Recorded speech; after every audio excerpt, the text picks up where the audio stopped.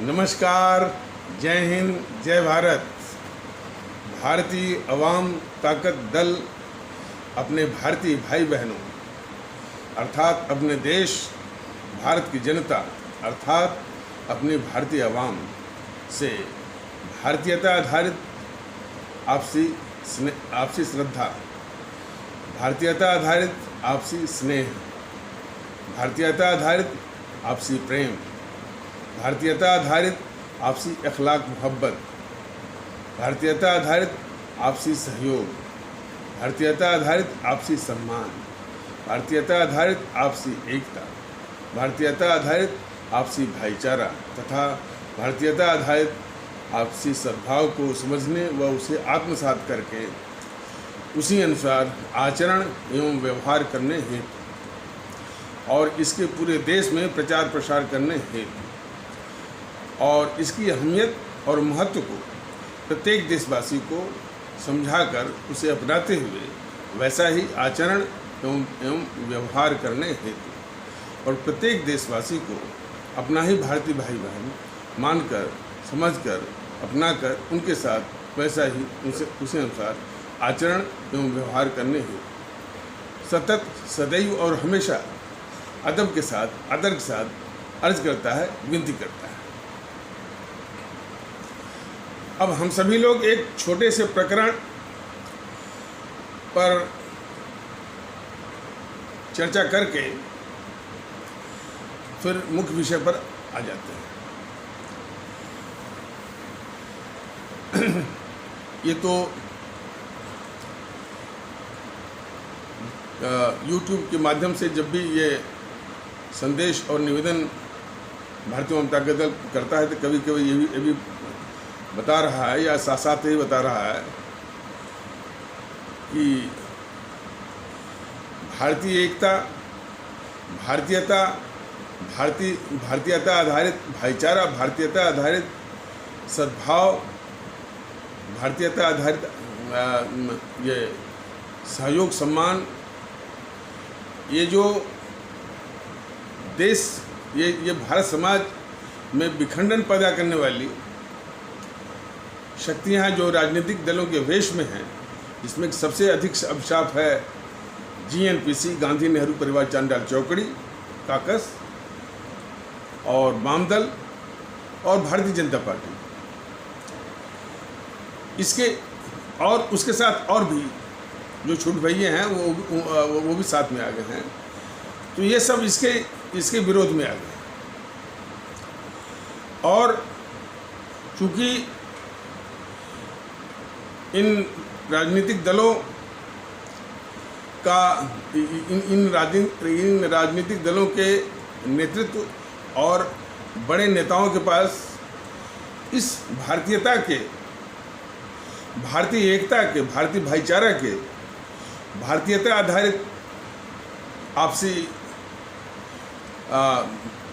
एकता, भाईचारा, सद्भाव, आपसी सहयोग, आपसी सम्मान, इन विखंडन करने वाली राजनीतिक दलों जिनका अभी नाम लिया गया है, इनको कबूल नहीं है, इनको बर्दाश्त नहीं है। तो इनका जो वो नेतृत्व है वो इसका सामना करने का इसके पास कोई नैतिकता नहीं है, इसने अपनी नैतिकता खो दी है और नैतिक बल और नैतिक साहस खो दिया है और ये अपने असामाजिक और हुडलूम्स और होलीगन्स, स्ट्रीट अर्किन्स और गुंडे मवालियों को सिखा पढ़ा करके वो सिर्फ डराने धमकाने के लिए जो कि डराते धमकाते रहते हैं भारतीय अवाम ताकत दल के पदाधिकारियों को, बस इसी कारगुजारियों पर वो उतारू है। सैद्धांतिक रूप से या वैसे भी सामना करने के लिए इनमें वो बल नहीं। तो कुछ का वर्णन कभी कभी किया जाता है। देखिए, ये बार बार ये कहना अच्छा भी नहीं लगता है, लेकिन ये पूरा सत्य है। और हो सकता है कि जब ये सामना हो तो ये, चूँकि ये झूठ बोलने में बहुत माहिर है, मुकर भी जाएं, लेकिन इसका नमूना हमारे आदरणीय भारतीय भाई बहन जरूर इसको देखें, समझें। तो अभी हाल में एक जीएनपीसी का इसी तरह से कोई टाउट था असामाजिक तत्व के रूप में नहीं, असामाजिक तत्व ही था, स्ट्रीट अर्गन टाइप का, गुंडा मावाली टाइप का। वो कह रहा है कि ये टेरर बंद करें, यानी हमको बंद करें। अब देखिए, इन जीएनपीसी गांधी नेहरू परिवार चांडाल चौकड़ी काकस, भारतीय जनता पार्टी और वाम दल और इस तरह की पार्टियों को, ये जिस मुल्क में रहते हैं भारत, तो भारतीयता आधारित एकता, भाईचारा, सद्भाव, इनको टेरर लगता है।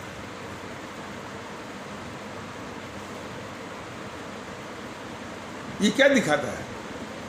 दिखाता है कि एक तो इनकी जो विभाजनकारी जो समाज में और इस देश को तोड़ करके देश को कमज़ोर करने के आधार पर, और हमारे आदरणीय भारतीय भाई बहनों को कमज़ोर करके, और भारतीय भाई बहन कमज़ोर कैसे होंगे?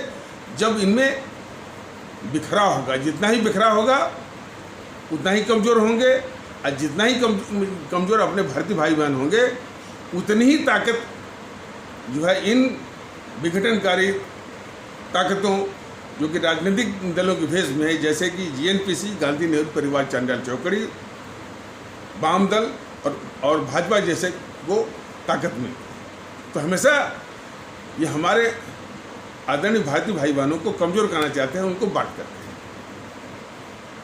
तो ये इस तरह की जो मुहिम चला जा रही है, तो एक तो इनकी उस तरह की दुकान बंद होने का इनको खतरा दिख रहा है इनकी आंखों के सामने, और कुछ ऐसे इसके हैं कि भाई कि ये चीज़ उनके समझ के बाहर हो रही है। और समझ के बाहर होने का कोई वैसा बड़ा प्रश्न नहीं है।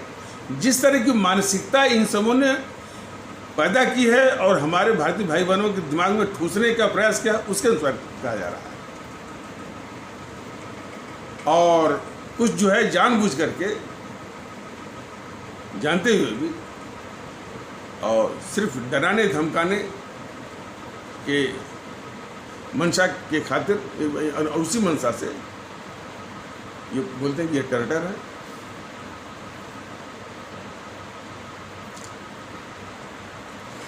इस संबंध में भारतीय अवाम ताकत दल उन विघटनकारी शक्तियों को, जो कि कुछ तो इस देश के लिए बहुत खतरनाक शत्रु और गद्दार भी हैं, इन सारी ताकतों को, जिसमें कि बीजेपी भी है, बताना चाहता है टेरर ही से ही, जो उनकी समझ के अनुसार है या जानबूझकर ऐसा कर रहे हैं, ये टेरर बंद नहीं होगा।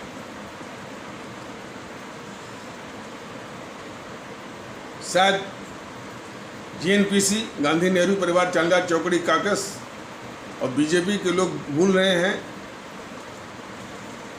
कि शहीद आजम भगत सिंह, अमर शहीद सुखदेव और अमर शहीद राजगुरु को जब 24 मार्च 1931 को फांसी लगने वाली थी, और यही गद्दार मोहनदास करमचंद गांधी, जिसे देश कह रहा था कि इन लोगों की फांसी रुकवाइए, लॉर्ड इरविन वायसराय से निवेदन करिए कि इनकी फांसी रुक जाए, और उल्टे जाकर के वो उनको पट्टी पढ़ाया कि इनको 12 घंटे पहले मार दीजिए। और तभी से ये भारतीय, अपने आदरणीय भारतीय भाई बहनों को बिल्कुल अच्छी तरह जाने थे, तभी से ये अमर शहीदों को, जिन्होंने इस देश, इस मुल्क की आज़ादी के खातिर लड़ाइयाँ लड़ी, अपनी जानें दी, कुर्बानी दी, हंसते हंसते हंसते फांसी के फंदे को चूमा, मौत को गले लगाया, उनकी लोकप्रियता रोकने के लिए, उनके जज्बे को जनमानस में रोकने के लिए बहुत ही लंबी लंबी खतरनाक किस्म की साजिशें की है। उसको अलग से भारतीय जनता दल जब अपने आदरणीय भारतीय भाई बहनों के बीच में आएगा उसको विस्तार से बताया गया, और उसी साजिश में ये बीजेपी आरएसएस भी शामिल है। तो और इसके बाद ये दोनों लग गए, दोनों गद्दार, मोहनदास करमचंद गांधी और पूर्व गद्दार नेहरू, इनकी लोकप्रियता को दबाने के लिए, इनके जज्बे को जनमानस में रोकने के लिए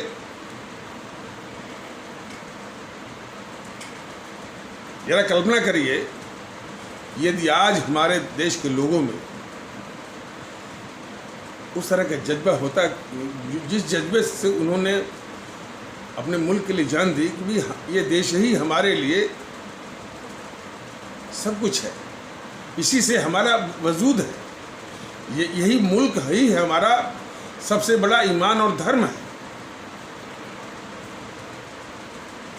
और इससे बड़ा कुछ भी नहीं, न ईश्वर है, न खुदा है, न गॉड है, न वाहेगुरु है, न रामायण है, न गीता है, न कुरान है, न ग्रंथ साहिब है, और न बाइबल है। अपना मुल्क सबसे ऊंचा है, और इसी ख्याल से हमारे अमर शहीदों ने वो देशभक्ति का जज्बा पाले थे। हंसते हंसते मौत को गले लगाए, हंसते हंसते फांसी के फंदे को चूमा और देश को आज़ादी दिलाई। कल्पना करें कि ये वही जज्बा होता है कि हमारे लिए मुल्क सबसे वो है, बने मुल्क ही सबसे सर्वोच्च है, सबसे ऊंचा है, इसके बराबर और इससे ऊंचा कुछ भी नहीं है। जिस वक्त ये नारा लगा जनों के प्रांगण से, एक तो किसी की हिम्मत नहीं पड़ती, एक तो किसी की, देखिए ऐसे माहौल में एक तो किसी के दिल में ख्याल नहीं आता, और या किसी की हिम्मत नहीं पड़ती इस तरह के कहने की। और मान लीजिए खुदा न खास्ते कोई ऐसा देश विरोधी तत्व की हिम्मत पड़ जाए जो कि कन्हैया कुमार गिरोह ने जेएनयू के प्रांगण से सरेआम खुलेआम नारा लगवाया कि भारत तेरे टुकड़े हो, और भारत की बर्बादी तक जंग जारी रहेगी, तो पूरा देश उमड़ जाता है। जिस प्रकार से चीन के खिलाफ पूरा देश उमड़ गया, मोदी जी भी दबाव में आ गए, उन्होंने कुछ कार्रवाइयाँ की, 59 जो है चाइनीज़ ऐप को बैन किया। तो वही जज्बा जिसमें ये बोला कि भारत तेरे टुकड़े होंगे, भारत बर्बादी तक जंग जारी रहेगी, लोगों में इससे भी अधिक उबाल आता, खून खोलता, लेकिन वो बिल्कुल एब्सेंट था। और यही चीज़ जो है तो देश विरोधी ताकतें जो है इस चीज़ को माप चुकी है, जान चुकी है, लेकिन भारतीय जनता दल वही जज्बा जगाने के लिए इतना बड़ा अभियान ये चला रहा है। और जिस वक्त हमारे देश के लोगों में वो जज्बा, वो ख्याल, वो देशभक्ति और उनकी लोकप्रियता आ जाएगी, तो हर जगह जो ये एक गद्दार गांधी को राष्ट्रपिता, सत्य के पुजारी, अहिंसा के पुजारी, और इसकी गद्दारी के और भी कारगुजारियाँ हैं जो भारतीय जनता दल ने बताया हुआ है। सुभाष चंद्र बोस के खिलाफ क्या क्या इसने गद्दारी की मोहनदास ने, ये भी मालूम है। और सिर्फ नेहरू को सत्ता दिलाने के लिए देश को बंटवाया इस गद्दार वो मोहनदास करमचंद गांधी ने, और ड्रामा किया कि पाकिस्तान मेरी लाश पर बनेगा, और ये जिंदा भी रहा और देश बढ़ गया। 25 से 30 लाख लोगों की जान भी चली गई, और 3 करोड़ से अपने भारतीय भाई बहनों के घर भी उजड़ गए। इतना बड़ा गद्दार था। इसको इस जेएनपीसी वालों ने अपनी रक्षा के लिए, अपने हित में एक ढाल बनाया, राष्ट्रपिता और सत्य के पुजारी, अहिंसा के पुजारी महात्मा। कल्पना करिए कि आज यदि वो सुभाष चंद्र बोस की कुर्बानी का, शहादत का, देशभक्ति का जज्बा होता तो इसको कोई राष्ट्रपिता के रूप में इसको मानता इसको। और जो कभी कभी जो सरकारी भोंपू है, सरकारी भोंपू से मतलब दूरदर्शन, प्रसार भारती, उससे वो उसकी वो भजन, उसी वो भजन तो कोई संत महात्मा की थी कि वैष्णव भजन ऐसे जो कहिए पीर पराई जारी रहे, धुन बजती रहती है। तो निश्चित है कि इस देश के लोग उसको चीर करके फाड़ देते। और आज भी उस गद्दार की स्तुति में कुछ भी आता रहता है, देश को और देशभक्तों को बहुत तकलीफ होती है। तो फिर से कहा जा रहा है कि भारतीय जनता दल हमारे राष्ट्रभक्त शिरोमणि नेताजी सुभाष चंद्र बोस, शहीद आजम भगत सिंह, अमर शहीद चंद्रशेखर आज़ाद, अमर शहीद अशफाक उल्लाह, अमर शहीद खुदीराम बोस, अमर शहीद श्रीमती रानी लक्ष्मीबाई, अमर शहीद सुब्रमण्यम भारती, अमर शहीद श्रीमती रानी चंद्रिमा, अमर शहीद श्रीमती रानी गडेलियो की कुर्बानी, शहादत और उनके जज्बे को पूरे देश के हमारे आदरणीय भारतीय भाई बहनों के दिलो दिमाग में पैदा करने, उनके दिमाग में बिठाने का ये अभियान चला रहा है। और कल्पना करिए कि जिस वक्त ये अभियान अपने मुकाम पर पहुंच जाएगा, हमारे सभी और हमारी पूरी आदरणीय आवाम, आदरणीय भारतीय आवाम के दिलो दिमाग में वही जज्बा सुभाष चंद्र बोस से लेकर रानी गडेलियो की कुर्बानी, शहादत का जज्बा यदि हो जाएगा तो ये पक्का हिसाब जो है मोहनदास करमचंद गांधी का भी हो जाएगा, गद्दार नेहरू का भी हो जाएगा, गद्दार इंदिरा का भी हो जाएगा, गद्दार जो है वो राजीव, और फिर ये गद्दार सोनिया, गद्दार राहुल, प्रियंका का भी हो जाएगा। और उनको जो बचा रहे हैं, उनको जो गोद में बिठा रहे हैं, उनको जो रक्षा कर रहे हैं, इस आरएसएस का भी हिसाब हो जाएगा, बीजेपी का भी हिसाब हो जाएगा, और मोदी जी का भी हिसाब हो जाएगा। तो कोई इस मुगालते में न रहे कि ये हिसाब नहीं होगा। वही जज्बा सुभाष चंद्र बोस का, शहीद आजम भगत सिंह का देश के लोगों में जगाने का प्रयास ये किया जा रहा है। तो कोई इसको टर्टर कहे, कोई वो कहे, कोई धमकाए, वो ये वहम, ये कन्फ्यूजन, ये यानी मुगालतापन, ये भ्रम जो है वो दिमाग से निकल। और जिस दिन वो आ जाएगा तो इन सारी जो है देश विरोधी ताकतों का, जो कि अधिकांश राजनीतिक दलों के भेष में है, जीएनपीसी, वाम दल, बीजेपी इत्यादि जो है, उस सब का भारत की पावन धरती से उनका समूल विनाश हो जाएगा। और बगैर उनका समूल विनाश हुए हमारे देश को और हमारे आदरणीय भारतीय आवाम को सुकून आ नहीं सकता। तो उसी कोशिश में भारतीय जनता दल लगा, और दुनिया की कोई ताकत नहीं है जो कि इस मुहिम को रोक सके। और जीएनपीसी की क्या भी साथ है, बीजेपी की क्या भी साथ है।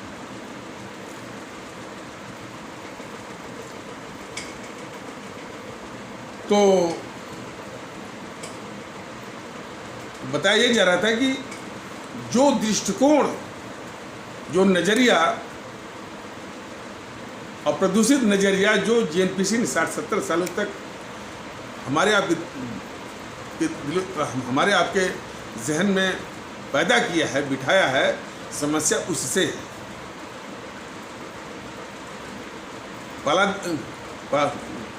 पहली कमी क्या है कि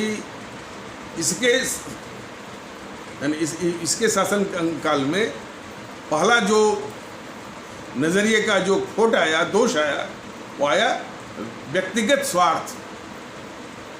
व्यक्तिगत स्वार्थ जो है कुछ अपवादों को छोड़ करके औसत आम भारतीय भाई बहनों में कूट कर भरा हुआ है।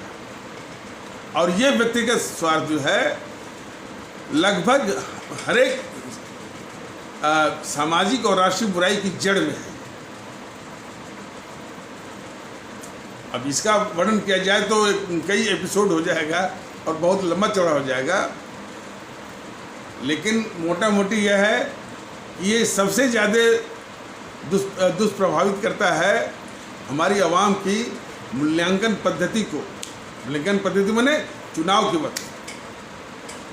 वक्त उसका ये फैसला कि कौन सा उम्मीदवार, कौन सा राजनीतिक दल, कौन सा व्यक्ति, कौन सा उसका प्रतिनिधि जो है वह देश के हित में है और उसके खुद हित में है।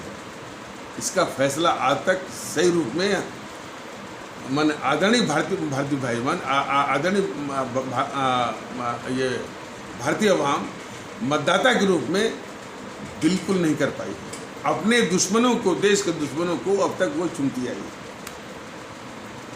जो गरीब किस्म के हैं, जिनका इतना ज्ञान नहीं है, हमारे गरीब भारतीय भाई बहन, उनको तो फुसला के लिए ले जाते हैं, भगा करके, झूठ बोल करके।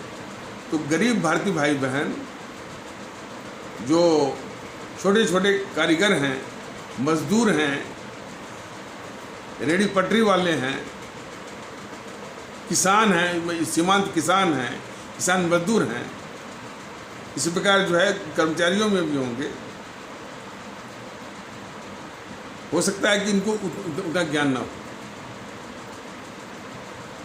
या जिनके संपर्क में होते होंगे वो भी इसी प्रदूषित मानसिकता से उनके दिमाग में वो सारी झूठी बातें वो दिमाग में भरते होंगे। लेकिन जो देख सकते हैं, लेकिन वही बौद्धिक बेईमानी की बात, बौद्धिक रूप से वो ईमानदार नहीं है। तो इसलिए उन्होंने ऐसे दृष्टिकोण को प्रेशर दिया जो देशघाती है, राष्ट्रघाती। तो बात आई थी व्यक्तिगत स्वार्थ। तो व्यक्तिगत स्वार्थ जो है बिल्कुल, जिसको अंग्रेजी में कहते हैं डीपली इंट्रेंच्ड, बिल्कुल अंदर बिठाया हुआ है, जाता नहीं है। वो कई रूपों में प्रकट होता है, अपना रूप दिखाता है और अपने भयावह और इस तरह से विकृति को प्रदर्शित करता है। तो भारतीय जनता दल ने अपने आदरणीय भारतीय भाई बहनों को, अपने आदरणीय भारतीय अवाम को चेताया था कि जब तक हम में से, या जब तक हम में व्यक्तिगत स्वार्थ रहेगा, राष्ट्रभक्ति, देशभक्ति, मुल्क परस्ती और आवाम परस्ती आने से इसको पक्का जानिए। और बगैर ये देशभक्ति, राष्ट्रभक्ति, मुल्क परस्ती, आवाम परस्ती के कोई देश जो है टिक नहीं सकता। थोड़े दिन के लिए खींच खाच करके वो भले चल जाए।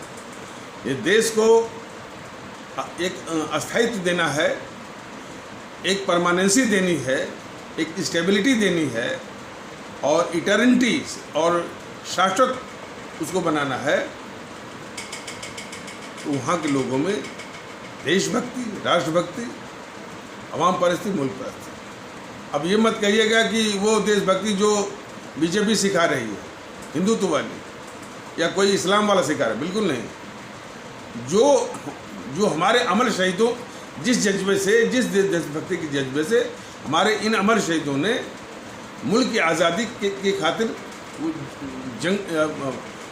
जंग लड़ी और मौत को गले लगाया और हंसते हंसते फांसी के फंदों को चुमाता, वो देशभक्त।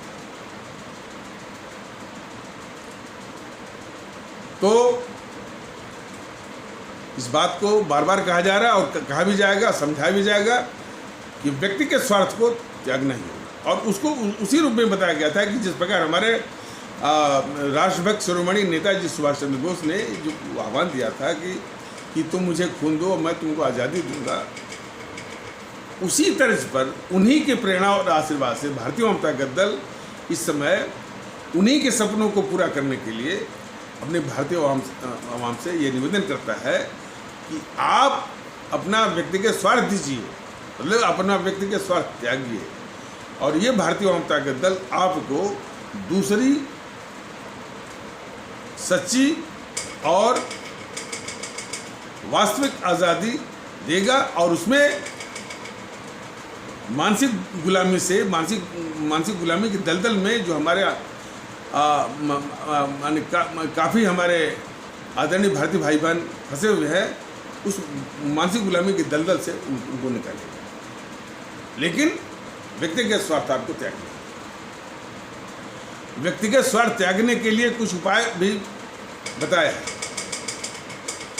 एक तो पहले विचार, और फिर उसके अनुसार पहले विचार आना चाहिए दिमाग में, फिर उसके अनुसार अपना व्यवहार भी वैसा होना चाहिए।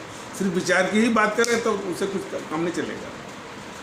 और फिर हम और मन बोले कम, लेकिन समझाने के लिए बोल सकते हैं, लेकिन बाद में विचार अपने मन में होना चाहिए, फिर उसके अनुसार अपने आचरण और व्यवहार में होना चाहिए। ये विचार, ये सोच। अच्छा, और उसके पहले यानी किस विचार का त्याग करना, इस विचार को त्याग करना होगा कि कोई भी इस तरह से कोई बात आती है तो इसमें हमारा ही भला हो, इस विचार को सर्वथा त्याग देना होगा। या इसी तरह के दूसरा विचार कि कोई ऐसी बात आती है तो पहले हमारा भला हो, और जो बचे खुचे, जो जूठन बचे, फिर उसके आधार पर दूसरे का भला हो। इस विचार को भी बिल्कुल समूल और सर्वथा इसको त्यागना हो। दो विचार कि सिर्फ हमारा ही भला हो, इस भी विचार को त्यागना होगा, और या हमारा भला पहले हो, फिर उसे जो बचे खुचे जूठन जो है वो, तब इसके बाद दूसरे का भला। ये दोनों विचार घातक हैं, इसको बिल्कुल त्यागना होगा। और किस विचार को लाना होगा कि लोगों की भलाई में अपनी भलाई है। पहले लोगों की भलाई है, उसी में अपनी भलाई है। समाज की भलाई में अपनी भलाई है। मुल्क की भलाई में अपनी भलाई है। इस विचार को पैदा करना होगा और इसी को जो है इम्पोर्टेंट करना होगा, इसी को जो है और माने काफ़ी स्ट्रेंथन करना होगा।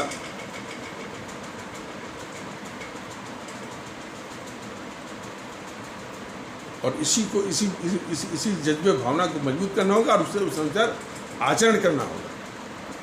इसलिए कि सिर्फ हम भावना ही रखें, विचार ही रखें, इससे कम नहीं चलता। उसके अनुसार हमको आचरण करना होगा, अपने आवाम के प्रति भी, अपने मुल्क के प्रति। तब जाकर के हम में राष्ट्रभक्ति, देशभक्ति, आवाम परस्ती, मुल्क परस्ती आएगी। और ये आना बहुत जरूरी। एक तो ये उपाय बताया। अच्छा, दूसरा, अब देखिए उपाय बताया गया, लेकिन व्यक्ति के स्वार्थ की जो डिग्री है, ये एक छोटे स्तर का, मध्यम स्तर का, बड़े स्तर का, उससे ऊंचे स्तर का। तो जैसा कि बताया गया है कि यदि इसका वर्णन किया जाए तो कई एपिसोड बहुत टाइम लगेगा, लेकिन आप लोग जब बीच में भारतीय जनता दल आने वाला है, आएगा तो इसको भी विस्तार से बताया गया।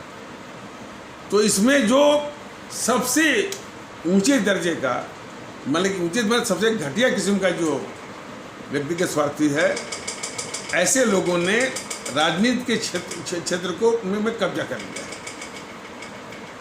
राजनीतिक क्षेत्र में वही जा रहे हैं जो सबसे घटिया किस्म के स्वार्थी। औसतन अपवाद छोड़ दीजिए, उस तरह की राजनीति यदि सत्ता, उस तरह के राजनीतिक दलों की यदि आप सत्ता सौंपते हैं, आपको और देश को उनसे क्या मिलेगा? कुछ मिल नहीं सकता सिवा छल के, सिवा धोखा के। तो ये राजनीतिक दल जब भी चुनाव जीतने के लिए भी और सत्ता में जाने के बाद बिल्कुल सबसे बड़ा धोखा, द ग्रेटेस्ट डिसेप्शन, ग्रेटेस्ट इम्पोस्टरिंग, सबसे बड़ा छल धोखा, और वो आप लोग देख भी रहे हैं। तो व्यक्तिगत स्वार्थ का एक दुष्प्रभाव बताया गया। दूसरा दृष्टिकोण ये है कि इस नज़रिए को बढ़ावा दिया गया कि यदि आप सच्चाई और ईमानदारी और परिश्रम से अपना जीवन निर्वहन करना चाहते हैं तो आपको तकलीफ ही तकलीफ है, या अधिक से अधिक आप है ना सब्सिस्टेंस, मतलब सिर्फ मैंने किसी तरह जिंदा रह सकते हैं, हैंड टू माउथ बोला जाता है, या हैंड टू माउथ रह सकते हैं। इसके बल पर सच्चाई, ईमानदारी, परिश्रम पर।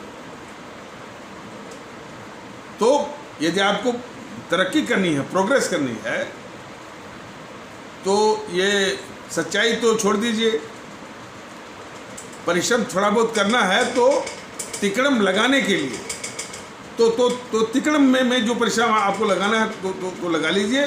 तिकड़म आप करेंगे तो आपकी प्रगति दुगनी और तिगुनी और दिन दूनी रात चौगुनी हो।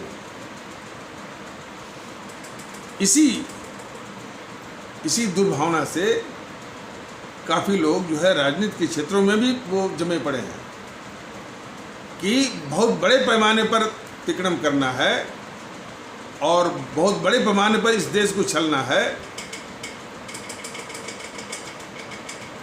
और स्वयं की घर भरने की दिन दूनी रात चौगुनी प्रगति करनी।